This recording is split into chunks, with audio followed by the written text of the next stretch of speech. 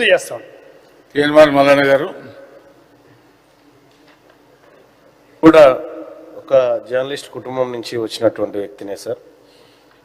ఇక్కడ జర్నలిస్టులకు సంబంధించినటువంటి అంశం పైన పెద్దలు రవీందర్న అడిగినటువంటి క్వశ్చన్కి ఒక చిన్న సప్లిమెంట్ సార్.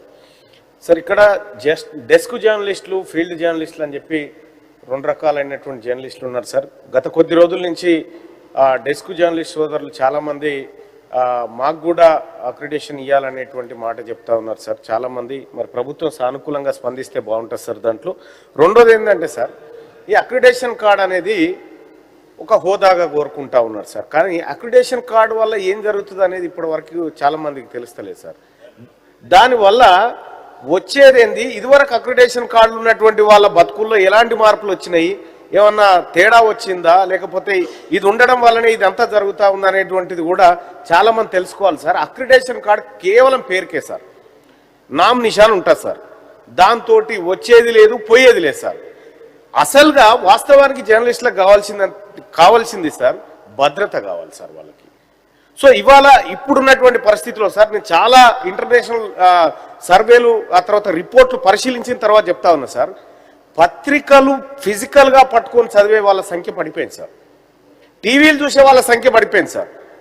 దాదాపుగా 100లో 90% వ్యూవర్స్ డిజిటల్ మీడియా వైపు వచ్చేసారు సార్. కాబట్టి డిజిటల్ మీడియా పాలసీ ఒకటి రావాల్సినటువంటి అవసరం ఉంది సార్. సో మనం పత్రికల కోసం 100 కోట్ల రూపాయల అడ్వర్టైజ్మెంట్లు అవో ఇవో ఇచ్చి పత్రికలను కాపాడుతూ ఉన్నాం సార్.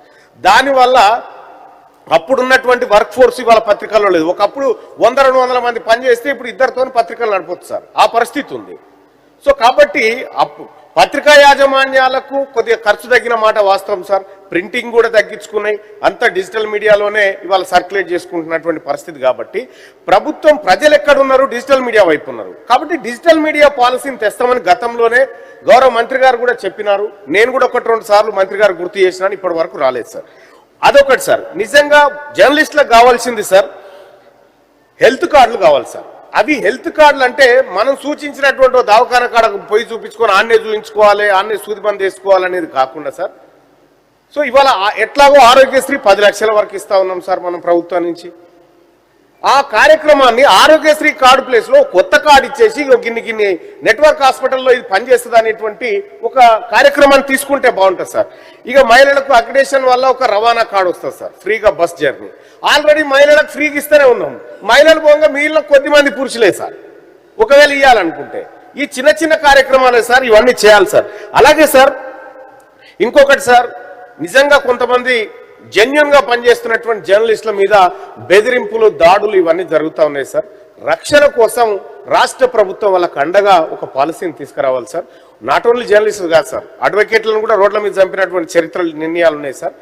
సో జర్నలిస్టులు నిజాయితీగా పనిచేసేటువంటి జర్నలిస్టులు ఎవరైతే ఉన్నారో వాళ్ళకు రక్షణ కల్పించాల్సినటువంటి బాధ్యత ప్రభుత్వం మీద ఉంది సార్.